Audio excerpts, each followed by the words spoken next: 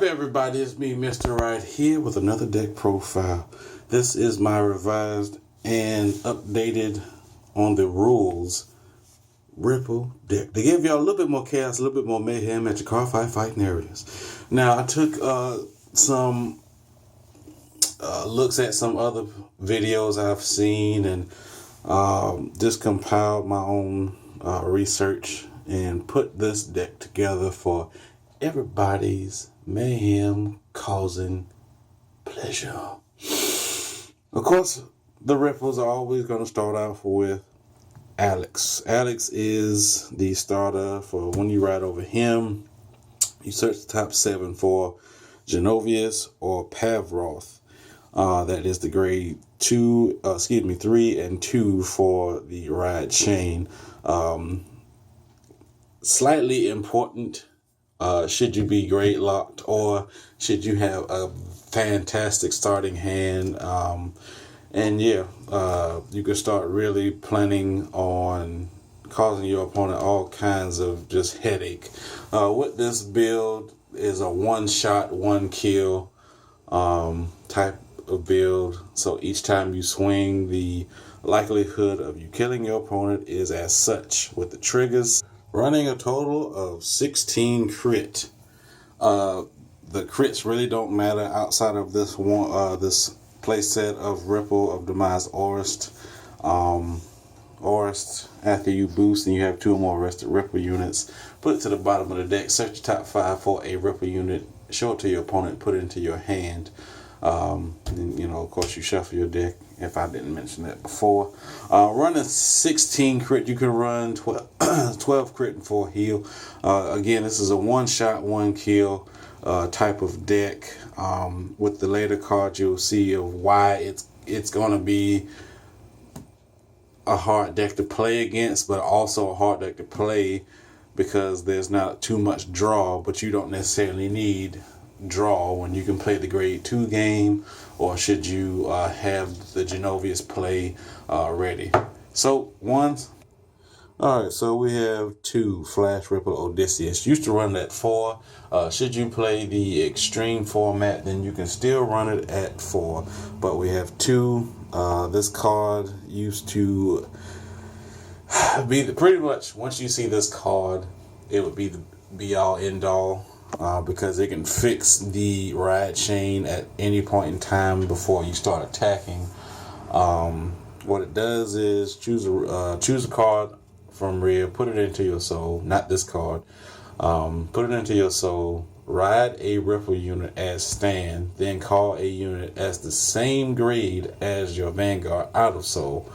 So if there would be people where they would have the turtle play where they would ride the turtle and then hopefully get a superior call, and then Soterio's effect would kick off.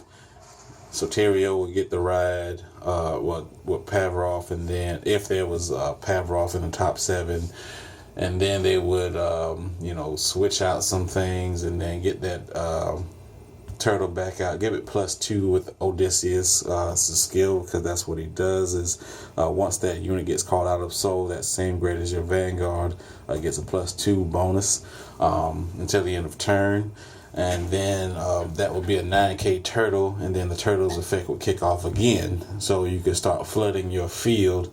I personally don't run the turtle because it's slightly inconsistent and unreliable. I could have had a trigger that would have killed off my opponent, or a heal trigger that should I have run heal or ran heal triggers, or should you run heal triggers? Just simply just not my cup of tea.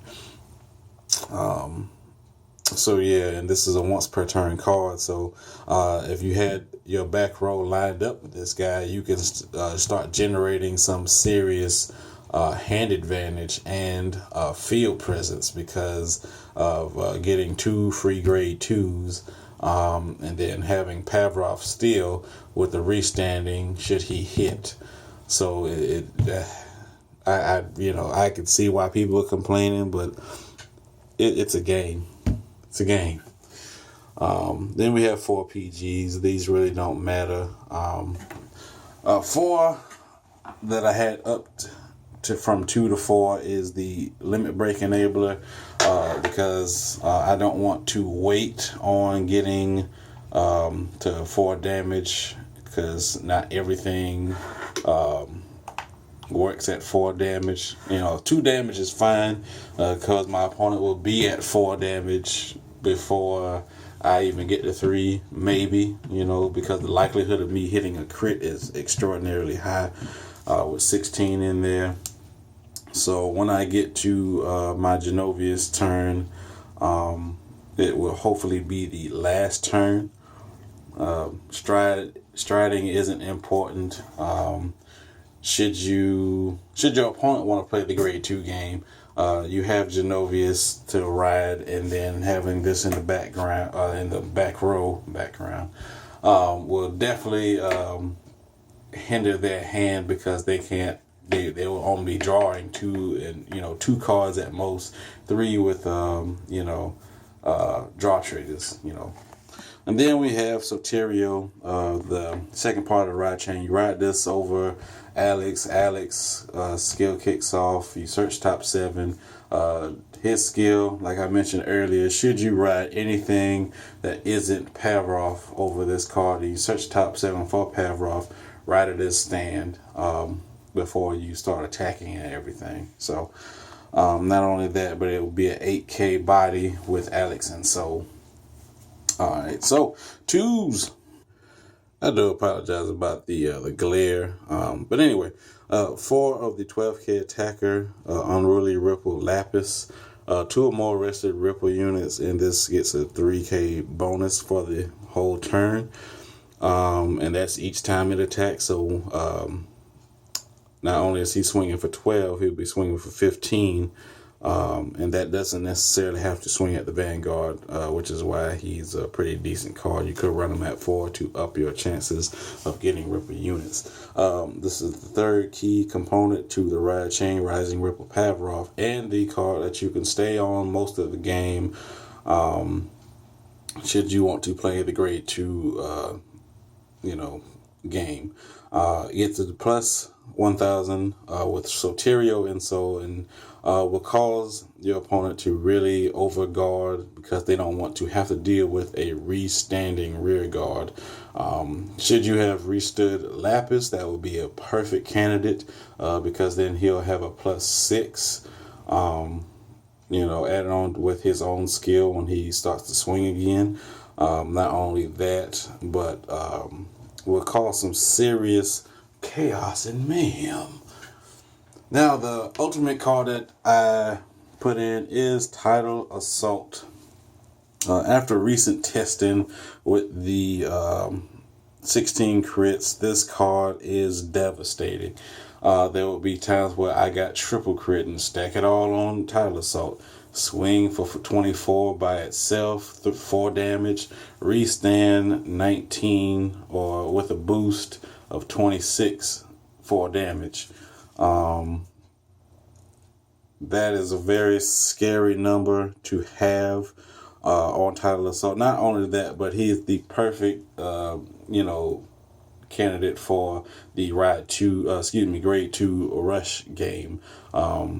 Not for Pavrof, but just for the fact that, if Pavrof didn't hit and you got another Pavrof or a Lapis over there, and Pavrof just so happened to not hit, you get a crit, and you place it all here. 14, 2 damage, restand.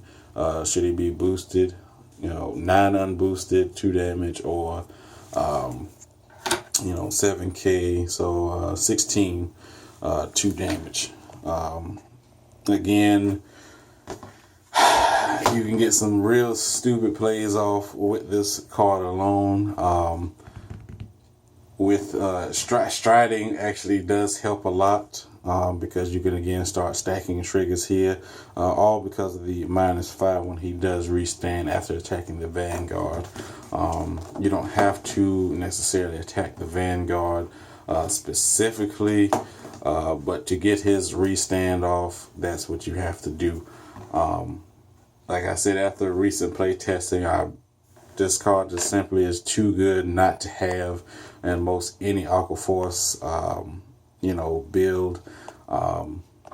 So yeah, this, is not the be all end all with this card. Really helps kill off your opponent. So threes. I really just enjoy looking at Genovius's artwork. The artist did a fantastic job. Granted, this is a BT11 card, but still. But it's skill, limit break, counterblast 2, persona blast, restand your field after you attack the Vanguard.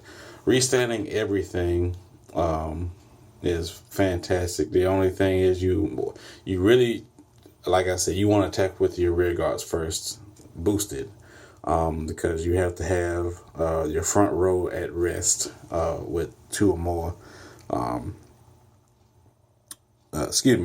Front row is 3. If your front row is 3, you may pay the cost. But yeah, so you go ahead and again attack with the rear guards first, and that's just what it is. You restand everything, and with the amount of crits you have in here, then the restanding could really hurt your opponent. Should you want to run Stacia in the back and give her the bonus, that will also be another viable card, because if your opponent PG'd, they would have to block a 14k attached to the Vanguard should you be pushing for game, or if you want to attack a rear guard, which is what you really want to do with that card. Meliodas is the Legion. So you ride this counterblast 1, search your top 3 for a Ripper unit, grab it from the top 3 and ditch the other 2 and put them into the drop zone. When he is in Legion, his first part of his skill is when you attack and you have 3 or more rested front row, you get to choose one and restand it, and then you get to countercharge one. Then you have 3 or more rested back row units, then you get to draw a card. Fantastic for those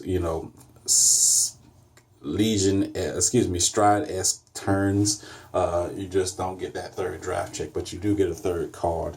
Might as well go ahead and throw in my Strides. 2 Medu for getting Genovius or Meliodas back. 2 Aristotle for that 3rd swing, retire. And then Prodromos for those for getting that on-hit pressure of calling 2 Ripper units from the top 5.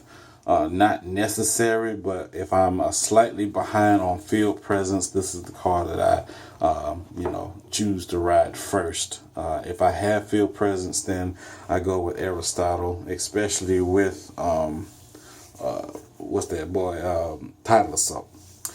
So this is my deck profile on the Aqua Force Ripples. Hopefully this gave you a little bit more chaos, a little bit more mayhem, which you call fighting areas. Should you have any questions or comments, leave them in the comment section. Like the video if you did find this to be an interesting build, or it helped you look at what to be aware of should you be facing Ripple. Subscribe to my channel for more, deck profiles and so on and so forth when it comes to Card Fight Vanguard. How?